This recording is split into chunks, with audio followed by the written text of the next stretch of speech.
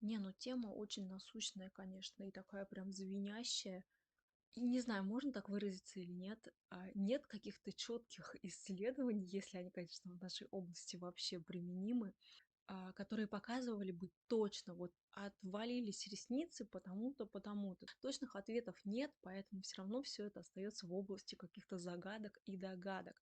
Но тем не менее, конечно, мы можем предположить, от чего может быть техника нарушена, от чего ресницы могут отвалиться. Или это клиент виноват, или мастер виноват. Конечно же, мастерам удобнее говорить, что виноват клиент, что чаще всего и происходит. Конечно, есть клиенты, которые неправильно ухаживают, там что-то специально с ними делают. Это глупость несусветная, конечно. Огромная доля мастеров и клиентов, соответственно, заинтересованы в том, чтобы нарастить ресницы именно так, чтобы они носились, ну, месяц, ну, хотя бы недели 3. Ну, кому вот захочется реально ходить, просто дело без дела и переделывать, постоянно перенаращивать эти ресницы? Алло, привет. Папусь, привет. Хи-хи-хи-хи. Ну чё, как у вас дела? Какие новости? Все, будешь Теперь теперь зависать в Ютубе, как все мы. Безусловно, бывает тысяча разных абсолютно каких угодно факторов, которые могут повлиять, но мы, самое главное, должны ориентироваться на себя, на свою работу. Так вот, один или несколько вот всех указанных сегодня пунктов, они могут повлиять на носку ресниц. Самое главное с ними научиться работать и предотвратить, если это возможно. Когда мы отпускаем клиента, так или иначе он ответственный становится за уход со своей стороны. Но, как правило, еще раз повторюсь, клиентам не очень-то хочется ходить к вам каждую неделю, что-то там переделывать. Большинство мастеров и клиентов, они все-таки так или иначе заинтересованы в том, чтобы носка была долгой. Значит, что сказать о носке? В первую очередь, конечно же, все эти истории про носку типа 2-3 месяца – это полная ерунда. Это никак не соответствует действительности, потому что при нормальном обновлении ресниц носка не может быть 3 месяца. Понятное дело, что некоторые клиенты, они говорят, что я носила ресницы 2 месяца с такой радостью, но она предполагает то, что там какие-то частично реснички оставались. То есть о визуально эффекте полном наращивании такого, ну, речь быть об этом не может. Большинство ресниц уже отпало, но какая-то часть осталась, и она может продержаться хоть 3 месяца. Некоторые приходят через 3 месяца и говорят, у меня еще стоит одна ресница. В общем, суть в том, что примерная носка наращивания ресниц оптимальная. Это от 3 до 6 недель. Все клиенты, опять же, индивидуальны, носят по-разному, ухаживают по-разному, и поэтому мы вот такой вот промежуток носки берем. Безусловно, говорить о том, что ресницы обновляются, не буду. Просто есть такие клиенты, которые говорят, что мы носили ресницы 3 месяца, но когда они приходят со снятием таких ресниц, я понимаю, что они носили их 3 месяца не потому, что это чудесный мастер и прекрасный, а наоборот, мастер, скорее всего, не скорее всего, а ужасный и страшный, потому что он просто-напросто приклеил все к коже, склеил все ресницы между собой, и таким образом можно хоть полгода ходить. Я всегда вспоминаю мастер-класс. Нелли Соймина была такая очень популярная мастер из Казахстана, я у нее обучалась, и вот она всем ученикам демонстрировала, это была часть ее программы, вот одну из таких работ, где была просто жесть, вот я страшнее ничего не видела. Я, конечно же, снимаю периодически работы, плохие работы нехороших мастеров, однако того, что показывала она, я не видела никогда в своей жизни. Ну так вот, вернусь к факторам и начну их перечислять, те, которые находятся в зоне ответственности мастера. Что нам нужно сделать, чтобы носка была долгой и хорошей? Значит, как правило, эти все моменты, они выясняются на этапе детальной проверки работы. После того, как вы завершили какую-то часть работы или работу полностью, правильнее будет произвести проверку. Прямо ресницу за ресницей проверять каждую. Это занимает примерно там минут 5-7. Если есть уже такой навык, быстро пролистать, просмотреть все ресницы правильно. И таким образом На этапе такой проверки чаще всего выявляются ошибки. То есть то, что плохо держится, оно от какого-то минимального даже воздействия пинцетом, оно сразу начнет отваливаться, отпадать. Так вот, на этапе еще проверки работы мы должны убедиться, что сцепка с ресницей плотная, то есть площадь соприкосновения полностью достаточная для того, чтобы это все держалось. И, соответственно, сейчас по пунктам скажу, что с чего первое начать. Первое, что влияет, это качество очищения ресниц, обезжиривание, потому как если ресницы очищены плохо, то в таком случае совершенно будет неважно, какой у вас легендарный клей, какие у вас потрясающие условия в кабинете. Абсолютно ничего не важно, какая у вас супер техника скоростная или там какая угодно. Если ресницы плохо очищены, то ничего на них держаться не будет. Ресница искусственная просто вместе с грязью, которая была натуральной, она будет отваливаться. Поэтому очищение и обезжиривание ресниц – это важный этап подготовки натуральных ресниц к наращиванию. Здесь, конечно, не обойтись без пенки для умывания. Любые можете использовать, какие вам удобны. У меня есть видео по материалам, я там про очищение рассказывала, показывала свои материалы некоторые, которые я использую. Так вот, обезжиривание производится очень тщательное после очищения пенкой. И в этом как раз-таки залог успешной, хорошей сцепки и носки. Как правило, дополнительных никаких препаратов не требуется, если вы произвели очищение ресниц правильно. Я имею в виду праймеры, там какие-то усилители, ускорители и закрепители и все такое. Но однако их можно использовать в качестве страховки такой, да, если вы чувствуете, что что-то идет не так, и есть такая вероятность, что ресницы могут простоять меньше, чем обычно. Второй этап – это всеми любимые правильные условия для клея. И это действительно фактор, который без которого вообще никак не обойтись. Реально, если вы сделали все правильно, но условия вашего помещения не позволяют работать клею так, как он должен работать, а это очень простые принципы. Это температура, влажность, свежесть воздуха, проветривание. Никуда мы не можем вычеркивать эти условия, они всегда для всех клеев стабильны. Поэтому иногда мне очень так забавно и весело слушать, когда на форумах, например, а, мастера спрашивают друг друга, какой же клей использовать. Но принцип все равно одинаковый. Вы не можете придумывать какую-то революционную новую формулу, которая позволит работать в любых условиях, написано на упаковке. Они не будут работать в любых условиях. Конечно, какими-то стабилизаторами, дополнительными штуками можно немножко скорректировать, но по факту любой клей будет работать, если правильные параметры воздуха. Просто химическая формула и физические свойства, они позволяют как раз-таки клею работать правильно, любому, абсолютно, неважно какой он марки, неважно какого он цвета и вообще сколько там секунд сцепка, это все абсолютно неважно, любой клей работает. Я утверждаю, что абсолютно любой клей может быть рабочим, только исключая тот случай, если был какой-то брак серьезный на производстве, ну или, соответственно, что вы им работали неправильно, то есть не соблюдали следующие принципы работы с клеем. А первый принцип – это свежесть клея в тюбике. Опять же, я выношу за скобку, за рамки то, когда на производстве бывают какие-то неполадки, на которые действительно мастер повлиять не может. Но, как правило, за этим должны следить те бренды, которые производят эту продукцию, и, как правило, они, конечно же, не хотят своей репутацией рисковать и предлагать какие-то нехорошие, некачественные продукты. Поэтому контроль, конечно, остается на их стороне. Однако и не стоит любые свои ошибки вуалировать тем, что это брак на производстве. Если это брак на производстве, то чаще всего это будет, естественно, большая партия испорченная, и будет очень много жалоб на какой-то конкретный клей. И такие случаи бывают, действительно случаются. Я сама не раз отдавала упаковки с клеем, которые просто-напросто внутри уже были засохшие. То есть он даже капнуть не мог там полностью все задубело внутри. На это мастер по наращиванию никак не может повлиять.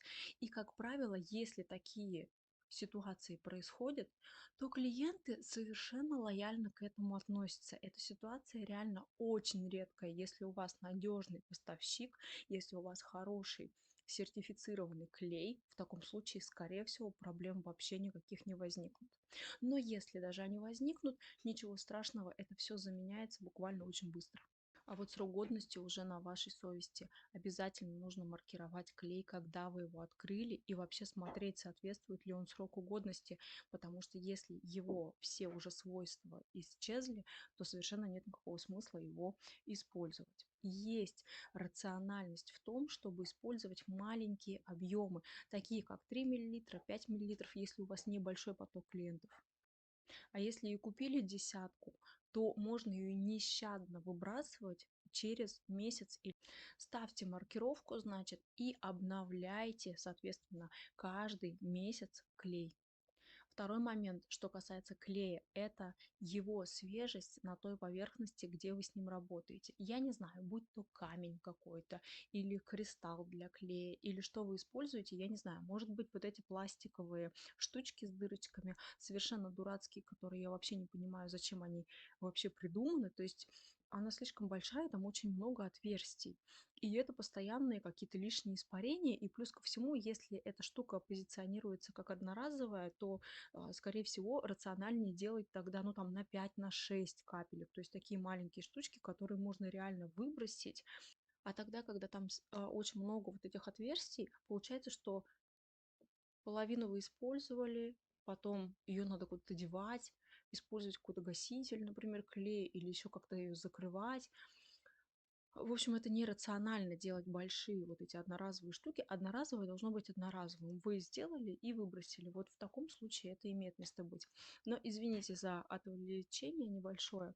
Значит, это то, что касается свежести именно рабочей капли.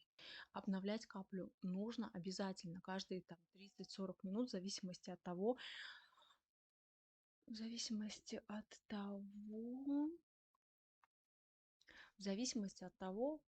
в каком она находится вообще состоянии. То есть к состоянию капли клея тоже нужно отслеживать. Короче, лучше почаще, но вот 30-40 минут это максимум, который работает капля клея. И не допускать ее смешивания между собой. Слишком маленькая капелька, она быстро высохнет, ее нужно будет постоянно обновлять, а слишком большая, наоборот, разольется, вот такая, долго сохнуть не будет, и будет создавать ощущение, что ей еще можно работать. Поэтому средняя капля 3-5 миллиметров примерно такая отлично. Свежий клей на ресницы, то есть у нас уже 3 свежести клея должно быть в упаковке, на поверхности, где мы работаем, и на ресницы, потому что мало того, что клей будет везде свежий, еще и донести же его надо в рабочем состоянии. И здесь нередко возникают проблемы со скоростью, то есть нужно подобрать тот клей, который вам соответствует по скорости. Я против вот этих тягомотин медленных, там 4 секунды и все такое прочее. Даже новичкам нужно работать на клее 1-2 секунды.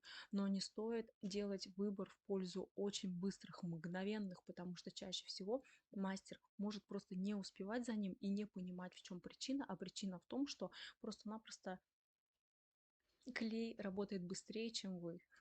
Либо вам нужно учиться работать быстрее клея, либо заменить клей. Следующий пункт – надежность площади соприкосновения. И здесь очень много факторов, которые на это влияют. И направление своих ресниц, и изгиб, подобранный искусственный изгиб. Короче, много всяких вещей, таких как направление натуральных, от натуральных много зависит. И от того, какой вы подобрали, соответственно, изгиб, площадь соприкосновения должна быть максимально возможной, но без ущерба направлению. Понятное дело, что мы не можем клеить ресницы в разные стороны, при этом соблюдая площадь соприкосновения. То есть эти два фактора нужно нам соединять. То есть чтобы ресницы были однонаправленные, параллельные друг другу, не пересекались, не перекрещивались, но при этом площадь соприкосновения была достаточной для того, чтобы носка была хорошей. Очень частая ошибка – это отслоение кончика, когда основание искусственной ресницы не плотно прилегает к натуральной. И, соответственно, это помимо того, что скорее всего, быстрее отвалится, чем полностью проклеенные ресницы от основания. А кроме того, этот отслоившийся кончик, он постоянно может доставлять дискомфорт, например, и колоть в век клиенту. Поэтому все вот эти отслойки, они как раз-таки выявляются и устраняются на этапе проверки работы. Нужно такие реснички устранять. Диаметр искусственных ресниц должен быть подобран правильно. И соответственно, с новыми вот этими эффектами сейчас, когда нам хочется делать жирные лучи, вот эти вот лины большие, вы видели, 16, 17, вот эти все эффекты, которые предполагают вот такую рванину с очень длинными какими-то лучами. Так вот, такие вещи недопустимо делать на большой толщине. Здесь нужно соблюдать баланс. Натуральная ресница не всегда может выдержать даже 0,7 такие искусственные ресницы. Для этого есть, конечно же, у нас и толщина 0,05, и толщина 0,03, которую не стоит забывать. И в таких больших каких-то гиперобъемных работах лучше отдавать предпочтение ей за счет легкости. Скорее всего, из-за плотного диаметра, из-за того, что ресница будет тяжелая, она может отваливаться преждевременно. Самое главное преждевременно, потому что в любом случае они все отвалятся, конечно. Толщина 0,10, как правило, уже выходит из оборота, поэтому основные толщины, которые используют мастера, это там 0,7, 0,6, ну 0,6, короче 0,7, я думаю, что сейчас самое популярное, но я рекомендую настоятельно делать акцент на более тонкие ресницы, потому что, опять же, чем тоньше своя ресница натуральная и слабее, мы должны облегчать наращивание. И плюс ко всему, если это большой какой-то объем или супер тяжелое наращивание, ну, в смысле, я имею в виду яркое, тогда нужно, конечно же, толщиной компенсировать вот эту вот нагрузку и тяжесть. И сюда же я записываю длину, потому что опять мы возвращаемся к тому, что какая бы ни была плотная своя натуральная ресница, если мы чрезмерно ее перегрузим и толщиной, и длиной, и объемом, то, к сожалению, такие ресницы могут не держаться. И здесь будет не причина не в том, что клей плохо работал, а просто реально это настолько тяжелая вещь, которую носить невозможно. Удлинение большое, вот опять же, оно может повлечь за собой преждевременное отпадение. Поэтому здесь нужно быть очень внимательным и подбирать и длину, и толщину, ну вот как-то постараться оптимально. Я, конечно, все понимаю, очень модные ресницы, вот эти вот яркие, длинные, с вот этими лучами, классные, ничего не хочу сказать, но нужно все-таки подбирать по длине, по толщине, то есть каким-то образом компенсировать. Если они не длинные, то пусть будут там потяжелее, почернее, поярче. Если наоборот это большой объем, то пусть он будет на легком материале и там покороче. В общем, здесь все индивидуально. Нужно ориентироваться на те параметры натуральных ресниц, вот с которыми вы непосредственно сейчас работаете. Что там у клиента, какие свои ресницы. Склейки между ресницами, они также, конечно, недопустимы. И задача мастера в течение процедуры делать проверку и, соответственно, после. Ничего не должно мешать выпадению натуральной ресницы. То есть нередки случаи из-за вот этих вот склеенных ресниц. Это тяжелая ресница, она тянет за собой вторую, и она выпадает не только та, которая должна была выпасть, а и выпадает еще та, которая не должна была выпасть. Поэтому образуются вот эти пробелы в в ресничном ряду. Слишком быстро заговорила, заторопилась. Так вот, с приходом вот этих вот жирных всех лучей очень сложно, реально. Ничего не могу сказать. Работа просто нереальная. Вспоминаю последнюю свою работу на чемпионате, я просто замучилась проверять эти склейки, потому что когда очень плотный вот этот луч надо собрать, клея много, все это слепешивается друг с другом. Ну, короче, это та еще работка. Несоблюдение отступа может также стать причиной плохой носки или хорошей носки, как я уже вначале сказала, когда там все настолько просто приклеено в кожу, что оно не может выпасть, потому что там монолит залитый клеем, и они просто-напросто реально носятся там по 3 месяца. Ух, какие ресницы носила мастер, супер. Здесь надо понимать, что это вообще не соответствует никакому правилу. То есть это каким образом нужно быть вообще невменяемым, чтобы приклеивать ресницы монолитом в кожу. У меня было какое-то время назад убеждение, что больше таких работ не встретить. Я говорила, да вы что, уже все научились, уже реально столько видео, столько обучений, столько мастеров. Все уже научились делать технически правильные работы. Но нет, я ошибалась. И здесь важно понимать, что даже одна ресница, приклеенная в кожу, она может вызывать жутчайший дискомфорт. Ну, слушайте, ну даже если она не вызывает жутчайший дискомфорт, есть люди, которые реально, клиенты, носят вот эти вот приклеенные к веку ресницы и говорят, да все нормально, я вообще ничего не чувствую. Ну, вот бывает что-то там почешется, а так нет, все нормально. То есть и такое может быть.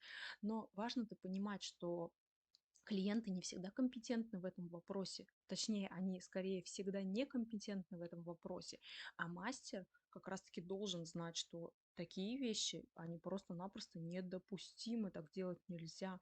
Это вопиющая ошибка. Даже если одна ресница приклеена в коже, это недопустимо. Она может вызывать разного рода дискомфорт. Такие ресницы начинают мешаться. Клиент может активнее их тереть, например. Я и сама по себе знаю, когда ресницы приклеены в кожу, это доставляет жуткий дискомфорт, и хочется просто поскорее избавиться от них, убрать их. И таким образом клиент даже может просто вырывать их сам самостоятельно, потому что мастер говорит, ну, вы походите еще недельку, они отрастут, и все будет нормально. Кошмар. Такие вещи, они неизбежно приведут к воспалению глаз. Это очень опасно. Поэтому, конечно же, техника – это наше все. Бывает, что работы выглядят неопрятно, даже вот просто визуально, по одной простой причине, когда есть излишки клея на ресницах. У таких ресниц основание смотрится грязно, неопрятно. Это как раз-таки то, что относится к такому пункту, как чистота работы. Когда работа выполнена чисто, клеевой шов должен быть настолько тонким и незаметным, что должно складываться ощущение, что искусственная ресница вот просто каким-то образом вырастает из натуральной. Понятное дело, что если большой какой-то объем, там крупная ножка, да, то это будет заметно, но в целом, если это классика 2D, какие-то стандартные объемы, то совершенно не должно быть заметно, что вот этот клеевой шов, он вот такой вот большой и некрасивый, неопрятный. Кроме того, такой клеевой шов может быть из-за излишков клея, когда мастер, например, не вовремя обновляет каплю клея, а работать с необновленной каплей клея, это значит, что клей уже старый, он вот такой тягучий, это и грязь, это и склейки, короче, куча проблем из-за вот этого вот излишков клея, и такое наращивание свою эластичность сохранить не сможет. И оно будет вот таким дубовым, и это, скорее всего, повлияет на носку. Это одни из немногих, нет, но это практически основная часть моментов, которые могут повлиять на носку ресниц. Поэтому на них стоит обращать внимание. Они относятся к полю зрения мастера. То есть мастер должен предпринимать все действия для того, чтобы их избежать. Вы поймите, что все случается и это и не звучит как оправдание отвалившихся ресниц у каждого мастера, а просто нужно принять как данность, что такие ситуации могут быть. Если это не ваша постоянная ситуация, это не ваша постоянная история, что все клиенты носят мало, то ничего страшного. Если один клиент в месяц приходит к вам на переделку, да и, пожалуйста, переделайте, нет проблем. Кроме того, для сохранения лояльности и отношений с клиентом. Вот эти вот выяснения причин, они чаще всего неуместны, потому что, опять я говорю, у нас нет какой-то статистики, а статистика может родиться просто в голове. В моей голове тоже есть догадки некоторые, почему там может случиться то-то-то. Но это к реальному положению вещей чаще всего вообще никакого отношения не имеет. Это вот мое какое-то воображение, мои домыслы. Так вот, после того, как поступает жалоба на то, что ресницы носятся плохо, будьте лояльны к клиенту, посмотрите ролик про клиентоориентированность, пригласите ее и посмотрите, что же там не так. Переделайте, если это нужно. Действительно, клиенты могут преувеличивать и говорить, что какой кошмар, у меня отвалилось все, приходит, а там просто, ну вот какая-то зона в отсутствии ресниц, Вы поставите и потратите 10 минут, ничего страшного. А есть и другие ситуации, когда действительно она пришла домой, и все просто-напросто посыпалось, проснулась, все ресницы на подушке. Тут, конечно же, нужно такие работы переделывать. Опять же, обвинять во всем только клиента не стоит, потому что чаще всего они сами заинтересованы в том, чтобы носить эти ресницы долго и быть красивой тоже долго, хотя бы месяцок. Кроме того, это еще и ваша а, способность наладить отношения с клиентом, узнать, что за такая произошла, такая спорная ситуация, и попробовать ее самостоятельно разрешить. Поэтому от переделок вообще никогда не надо отказываться. Я, наоборот, за переделки, если они есть, неважно по какой причине. Зачастую вот на этапах таких переделок выявляются не только ошибки мастера, конечно же, нет. Клиент иногда и сам говорит, что вот выясняются те моменты, что, может быть, и он неправильно ухаживал за ресницами, или действительно вы установите, что был какой-то брак на производстве. Но в основной степени, конечно, я рекомендую ориентироваться на себя и те пункты, которые я сегодня перечислила, к ним быть очень внимательными и не нарушать их.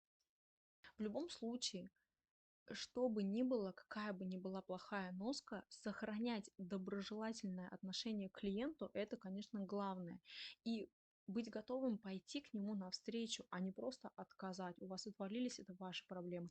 Нет, такое решение ситуации, я считаю, неправильным. Поэтому повышайте клиентоориентированность и повышайте в первую очередь свой профессионализм.